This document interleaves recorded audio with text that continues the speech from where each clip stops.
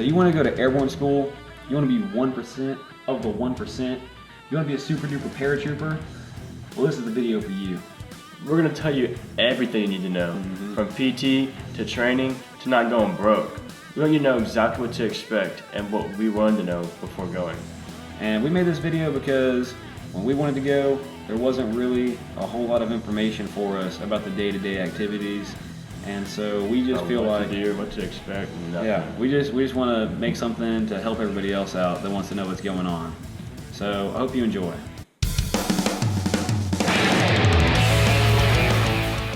So Airborne School is super easy. The cadre, they're really laid back and chill. You get treated like permanent party, and if you even do PT, it's really, really easy. And all the rumors about shark attacks and layouts, they're not true. Not a single bit. So the barracks you're gonna be staying at, there's a Subway, an Arby's, and a convenience store in like a 5-minute walk. Okay? The DFAC is amazing. Freaking bomb. You get steak, omelets, fresh fruit. It's great. And there's a Zaxby's, a movie theater, a Shopette, and a Dunkin' Donuts within 10 minutes. Every day you got for about 5, and it's pretty easy. It's an easy day. You get the weekends off to do whatever you want. You can go off post, get off post pass, and do really whatever you want on those. You just get me back by like 2200 is what our time was. You're gonna have formations late at night, just to make sure that you didn't die off in town, and then in the morning to make sure you didn't sneak out at night. So the bays you sleep in is gonna be divided between junior enlisted on one side, and then your officers and NCOs on another side. And it's gonna be divided by a wall. It's big open bays, like basic training, no big deal. You're gonna be doing 5 jumps while you're at jump school, and it's gonna be out of either a C-130, a C-17, or both. And your 5 jumps should consist of like a Hollywood jump, which is with no combat gear. You have a combat gear jump, Sucks. and then you'll have a mass exit, which is like everybody going out at the same time, 26 people. It's freaking crazy up there. And then you may or might not have a night jump. Depends on what's going on that time. Personally, we only had 1 combat jump. We were supposed to have 2, and we didn't even do a night jump. So we had it super, super easy. And yeah, aside from that, you're gonna be training with Air Force SEER specialists. There's gonna be Marine Recon on there, and Navy operators. So the best of the best from every other branch is gonna be there training with you. Yeah, don't be a shitbag. Don't be a shitbag.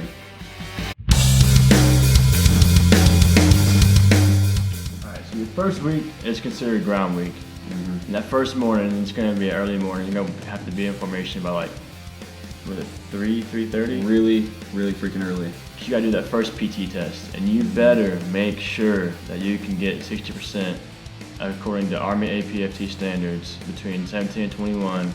Make sure you get 60% on all your credentials, whatever you want to call it. Yeah, it's not a joke.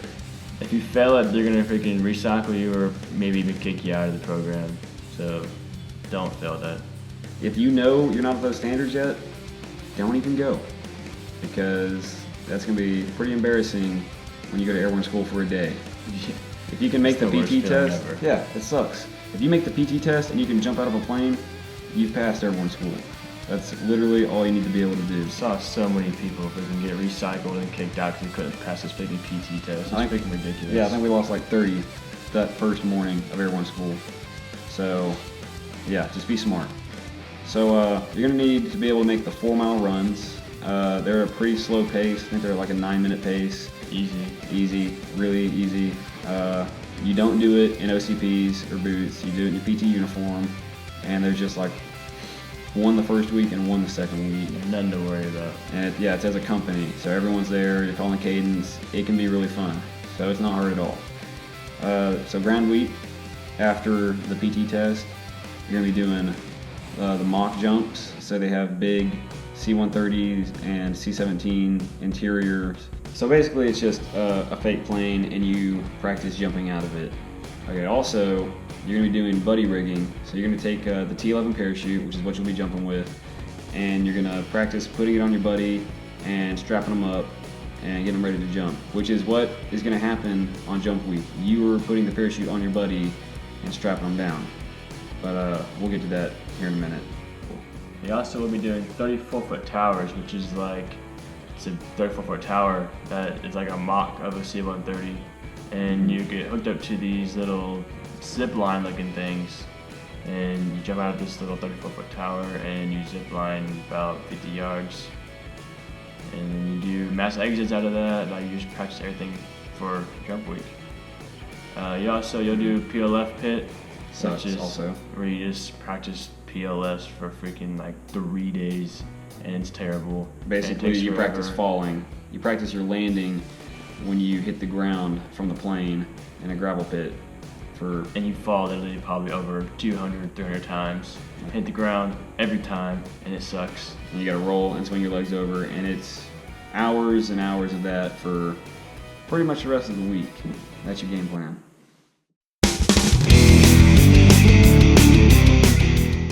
Okay, so for Tower Week, that's for the 250-foot towers, right? But you're gonna start off in the 34-foot towers again, and you're gonna be practicing your mass exits, which is where everybody goes out at the same time on both sides, really quickly, really rapidly, to simulate for jump week. And then you're gonna be jumping in combat gear for the first time, and Which freaking sucks ass. you're gonna realize how unfun it is with the rucksack and the weapons case and all that. But it's nothing you can't handle. And it's called Tower Week because that's when you're supposed to jump off of the infamous 250-foot towers of Fort Benning. Which looks terrifying, but I never did it, so I don't know. The cadre, here's a little known secret. It's a big pain in the ass to do the 250-foot towers for the cadre. So they're gonna look for pretty much any excuse not to do the 250-foot tower. Okay, so if it's a little rainy, no. Windy, no. Muddy on the ground, no. It literally has to be perfect weather for them to want to do that. Yeah, so most people just don't jump off the 250-foot towers. So we didn't, and so Friday you're gonna have like a gear layout where you just check out all the chutes and the harnesses that you did the 34-foot towers with, and then it's the weekend.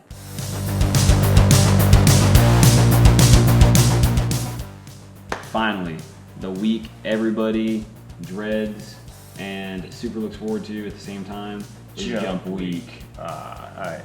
So, Jump Week, day one, Monday morning.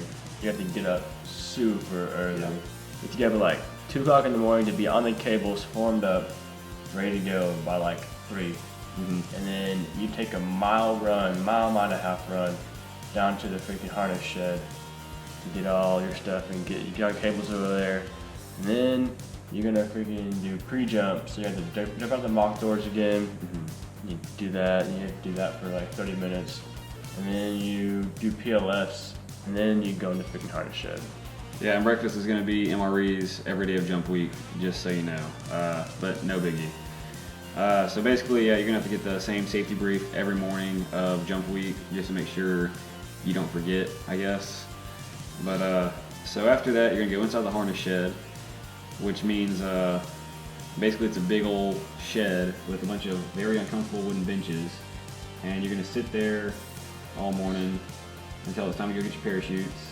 So you're gonna go down to the rigger shed and get your parachutes, which they're heavier than they look. They're about 60 pounds. You gotta carry it over your shoulder.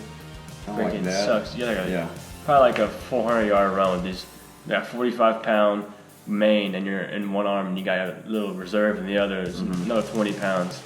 You gotta run. That shit sucks. You got double time. You can't walk. If you walk, you get in trouble and get yelled at. So you better double time whatever you're doing. Yeah, and so you go back to the harness shed. You buddy rig each other. Do it right, because if your buddy is not rigged good, they will call you out very loudly. And so once everybody's good to go, you're gonna hang out some more until the jump masters come by to JMPI you, which means they're going to inspect everything, make sure you're good to go, and there's gonna be a couple of final inspections. You're gonna be getting checked 3 or 4 times, so you're gonna be safe. And don't worry about safety. Yeah, there's not gonna be any malfunctions, because these guys are professionals. It's what they do. But here's the main piece of advice. Once you've been JMPI'd, sit there and do not touch anything. Shit. Don't touch anything.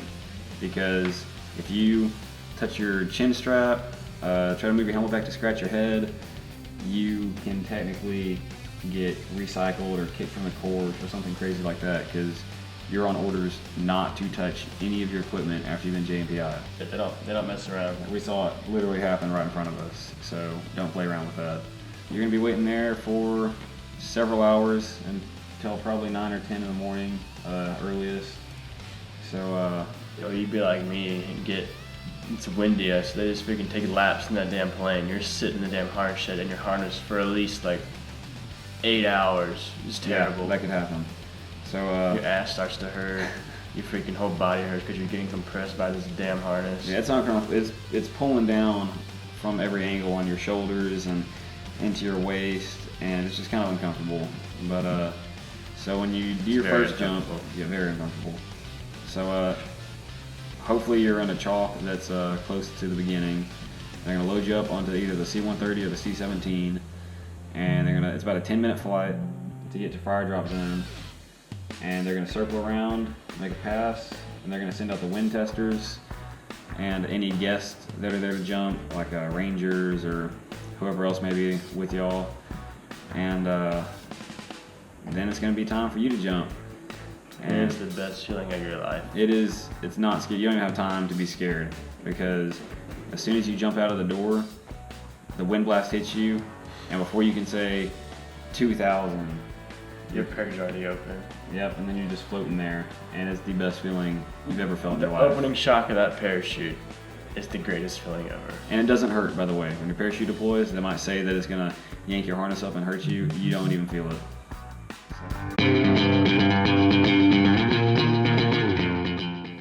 All right, so that's pretty much all you need to know about Airborne School, the actual course. So here's the really important part. Here's how you don't go broke during your 3 weeks of Airborne School. There's a lot of things you can do. What's a couple of them? You can go, there's a gun range on base, it's really cool. You can go shoot guns. Bad thing is you gotta buy your own ammo and bring the gun, but it's not too bad. Where I spent most of my time was the gym. The gym's nice and big. It's like a mile away from the barracks. It's maybe like a 5-minute walk. It's not too bad. I wouldn't know. I never went, but that's okay. There's hiking trails about 30 minutes away. Really nice national park or something. Really nice trails out there, waterfalls and all that out in the mountains. That's pretty cool to go to. If you go downtown, there's a really cool place where you can go whitewater rafting, and you can zip line across the river into Alabama. Yeah, you're in Georgia one moment, you zip line, you're in freaking Alabama. It's pretty fun. It's a good time. And they got a thing called the Ranger Jump there. Basically, they hook you up in your harness to a cable, and you jump off a 70-foot tall ledge. And I did that our first weekend. It kind of helps. If you're scared of heights and you need something to help you, I mean, that helps. It helped him overcome a little bit of fear of heights, I guess. Huh? Yeah, I'm terrified of heights, and so I did that because I didn't want my first time jumping out of something to be at the 34-foot tower and freeze up. So personally, it did help me. There's a movie theater by the mall. It's a dollar theater, so it shows movies that are a few weeks old. And if you're just coming out of basic training, then it'll be all the movies you haven't seen yet that were coming out right after you went into training. So we saw a movie there. Our time there, we probably saw at least like 9-10 movies. Yeah, because it's $2.75 for a ticket. Yeah, so we saved a lot of money doing that. Be careful going downtown though, because people like to ask you for money, and they know that you're in the military. You look like you're in the military, so people are gonna come to you asking you for money. I need $20 or whatever. It's always $20. Don't give it to them. That's how you know it's a scam. Is it's always $20, and they're gonna come begging. Oh, I need money for this. Give me $20. Like, no. And let me tell you something. The haircut you have, the clothes you're wearing, especially if you're wearing your combat boots with your jeans, the blacked out eye pro you're wearing because you think it makes cool sunglasses. Those are all kind of indicators that you're young, dumb, and in the Army. And they know you get paid the first 15th of every month, so you've got to have some money. And you probably are still wearing your dog tags, which are very noticeable. So the second you step downtown, everybody knows. Everybody knows you're in the Army. And That's why you don't need to be doing anything you're not supposed to do, because the people that live there, the actual NCOs and officers that live on the base that could be your instructors, they could very well be sitting there watching you while they're eating their lunch or their dinner, and you don't want some sergeant major to catch you slipping up because you think no one's watching you.